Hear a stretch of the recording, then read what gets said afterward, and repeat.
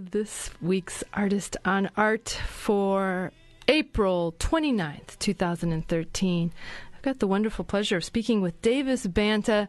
Davis and I go way back when we sat next to each other getting our KZSC DJ radio certification. Yep. And it's awfully fun to have you back on, Davis. Well, thank you. It's good to be here. You started as a radio artist here. You were doing you were part of an audio drama collective. Basically, I was on the Drama Hour, which I feel like ran 5 or 6 years. I can't remember the exact number, but for a good chunk of time, we were in this booth doing our little radio dramas and comedies every week, and part of that time I was in the class with you doing the certification for DJ training. That's right. And you have since then graduated from UC Santa Cruz and have created your own website, or your own company, not just a website, your own company. It's a SideReal Theater Company, SideReal, R-E-A-L, SideReal Theater Company, and it was founded by yourself and April Bennett. Last fall of 2012, you're here in Santa Cruz, and you've got quite a few shows that you've done in the theater department, in Cabrillo, all over the place? Yeah, even before the company's a newer thing, but I've been involved with theater even before I was a student here. After pretty much, I actually didn't have anything, when I was in high school, it was I was like a homeschool kid. But the moment I got out and we moved to Santa Cruz, I went to Cabrillo. I got involved in some of the Cabrillo productions, and then I was involved at the Actors Theater in a lot of roles, either acting, eventually directing, and the 8/10s at 8, and Best of the Rest, and even I was interim president of the board. I was so involved for a while. And then in 2011, I believe it was, I directed my first full-length play, which was a production of Sam Shepard's play True West. And then since this has snowballed into the theater company I founded with April Bennett. We were in a show last fall, and it kind of went from there.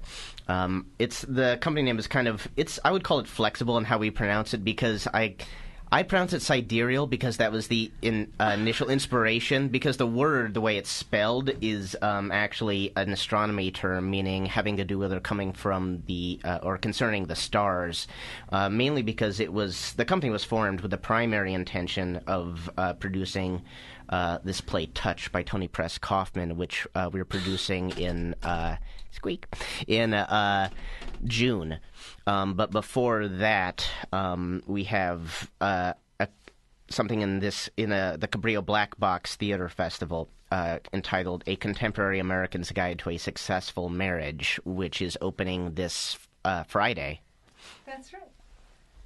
And it's going to be, again, at the Cabrillo Theater. It's a part of the Cabrillo Theater Festival of 2013.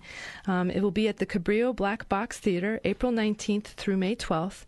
And you can get tickets at CabrilloVapa.com, CabrilloVapa.com,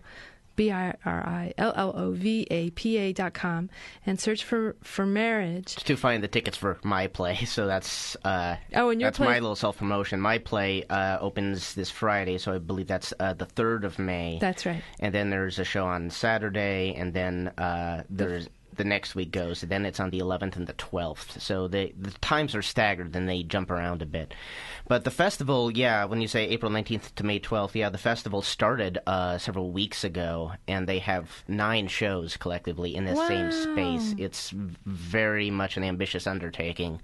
They allowed a bunch of theater companies in Santa Cruz to submit projects, and then they accepted this number of them, and so they've got about 7. They have, I believe, 7 scripted play productions. They're all one act, but they range from about an hour to 75 minutes to 90 minutes.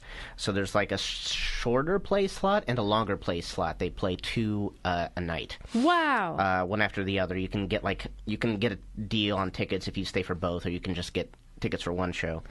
And they have 7 full shows, and then they also have Erica Lan Clark and Olga Loya doing storytelling, and solo storytelling. So each of them gets up and tells some true life stories. And there's also production of GM, the improv troupe, But yeah.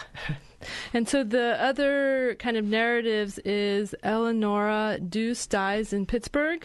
Yeah, that just closed. So they had Eleonora Deuce Dies in Pittsburgh, Turn of the Screw, Woody Allen's Death, and Blackbird by Joan Van Antwerp. So now we're going into...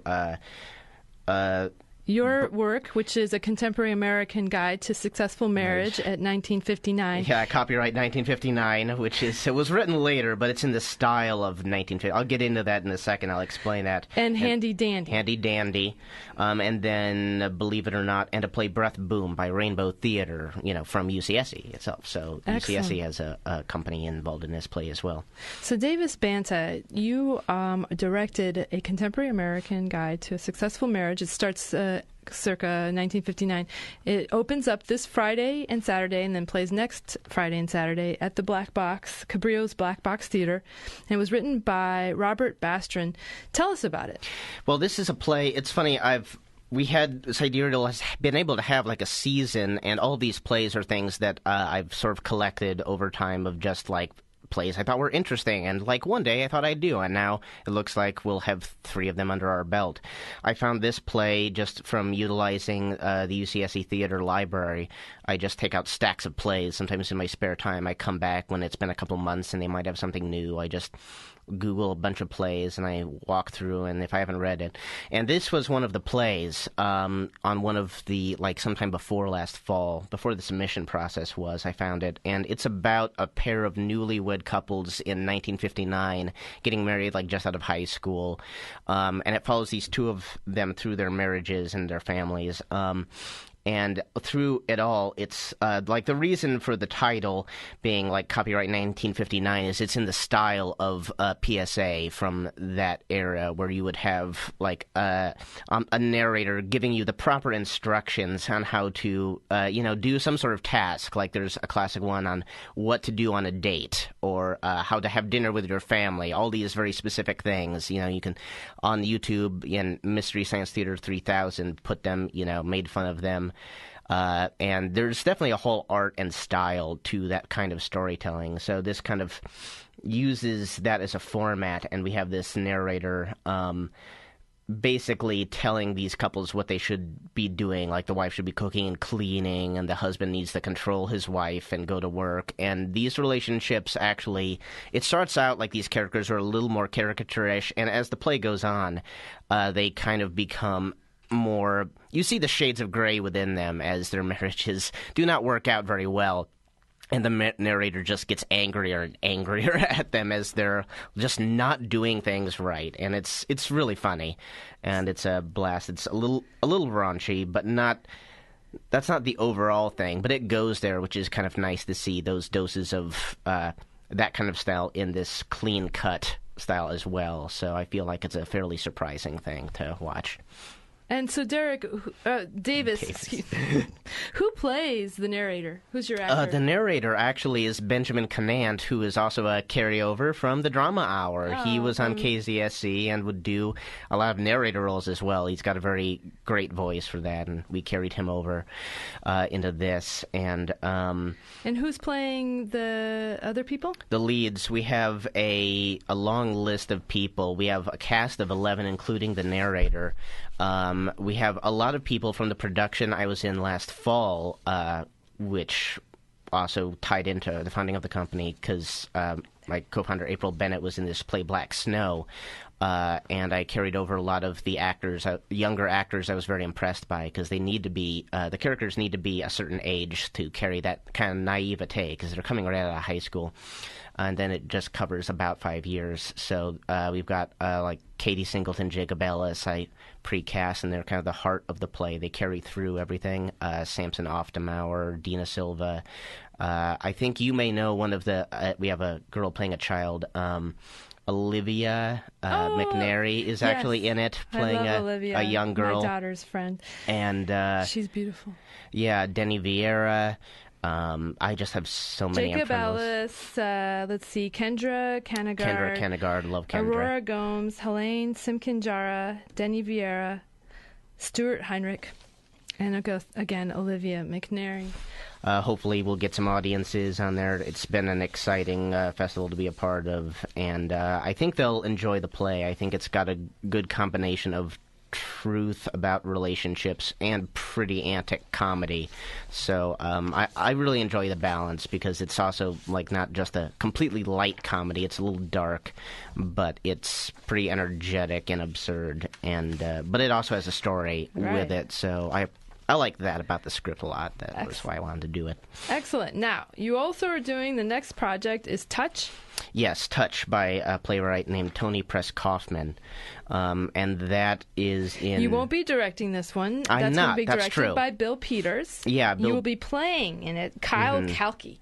Yeah, I'll be playing the lead Kyle Kalki. And the storyline of Touch is that it... concerns Kyle Kalki is an astronomer who is married, who has he's married to Zoe, his wife. That sounds redundant to say, but like they met through high school and they've been married. So he has this very sweet, tender relationship with her, and it starts off and basically it's a study. It's definitely a dark play. It's a study sort of the grieving process or recovery process, because his wife Zoe is the victim of a random act of violence and she is killed. And it follows basically Kyle and his best friend Benny and his sister-in-law Serena, and also a prostitute named Kathleen, that how their fates sort of intertwine as repercussions of this event. Kyle is a sort of solitary fellow, and his world is kind of set, rent asunder. I mean, his balance is offset. He's a sort of an outsider. He's always out, like a night dweller, studying the skies as an astronomer. The stars. Yeah.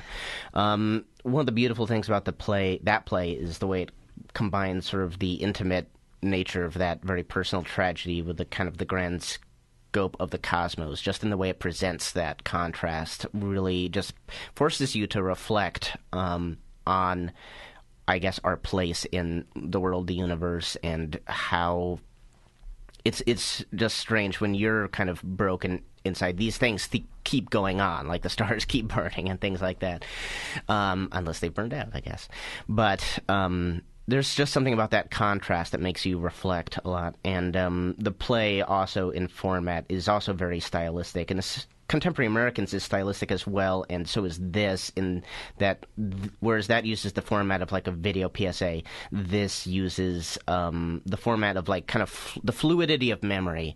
It basically fades and morphs through Kyle's memories, Benny's memories, Kathleen's.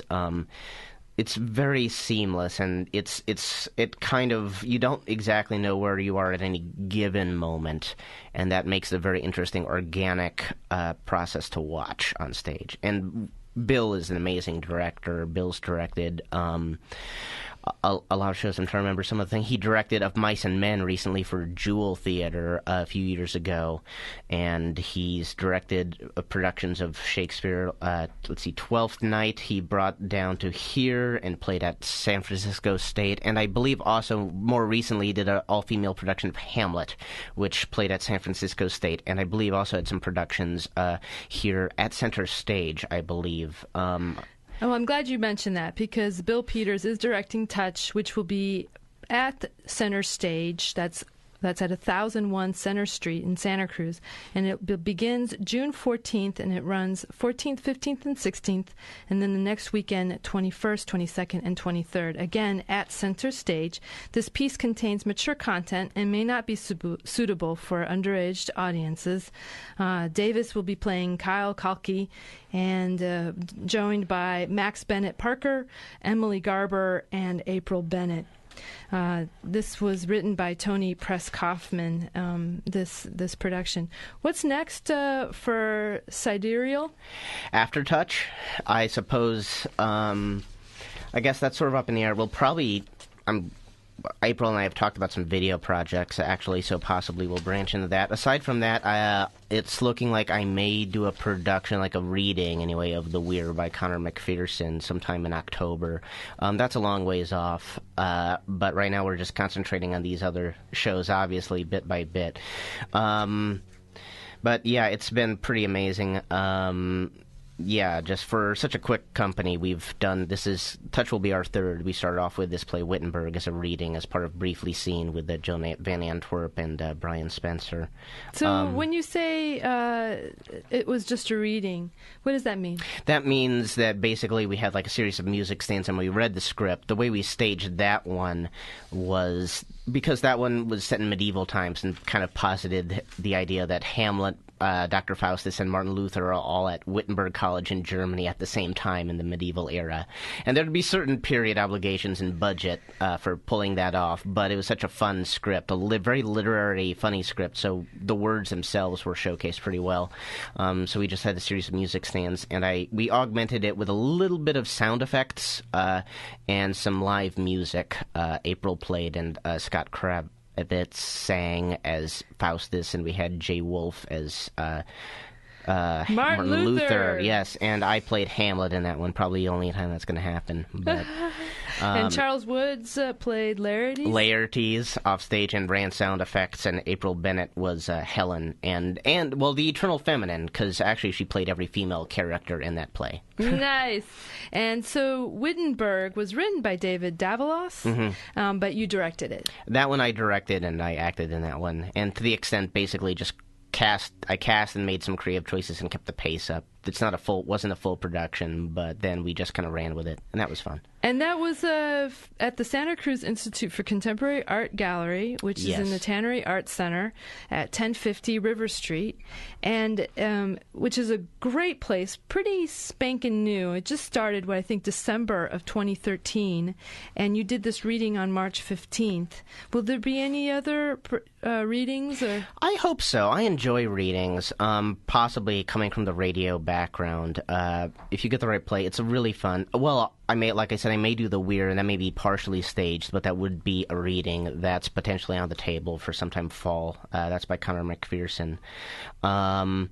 So that's what we're looking at right now. I do have to, again, I want to thank Cabrillo College for putting this festival together, and I do want to, point out, if anybody, for a Contemporary American's Guide to a Successful Marriage, it's been quite a process. I would love to. I hope we get like a turnout from the community.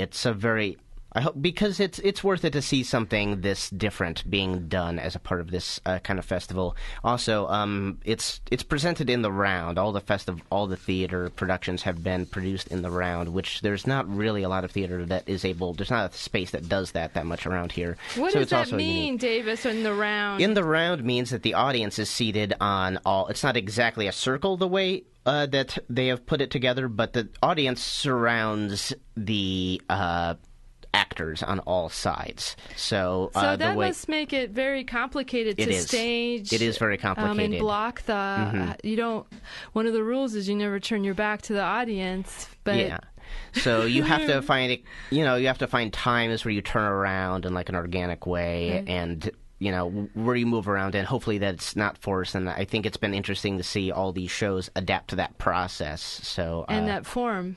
Yeah, and especially for this play, it was a process because these PSAs are very much like flat images, from those videos of the time. So it's going to be a unique production of that, and it's interesting to see the actors utilize this format. And it's got projections, and it has some video elements like those, the titling and little instructional elements from those old-style videos, so I'm excited about that as well. So I think we use the space pretty heavily. There's lights going off everywhere as it shifts from scene to scene, and they're walking around and around, and occasionally you look up at the projections and use a little bit of that. So it's got a little bit of everything, that's for sure. But it's still, for all those bells and whistles, it's still a character-driven piece, and that's why also I'm really grateful for the cast I have. They're really amazing and very funny people, and they're having a ball with the material. Excellent. Davis Banta, he's been telling us about his upcoming the opening of A Contemporary American's Guide to a Successful Marriage, copyright 1959. It was written by Robert Bastron, and it will be again opening May 3rd, this Friday, and 4th and then it will again play the next Friday, May 11th, and Saturday, May 12th, at the Black Box Theater at Cabrillo College in Aptos as a part of the Cabrillo Theater Festival 2013. Tickets are available at CabrilloVapa.com. Search for marriage. And also you'll be able to see Handy Dandy.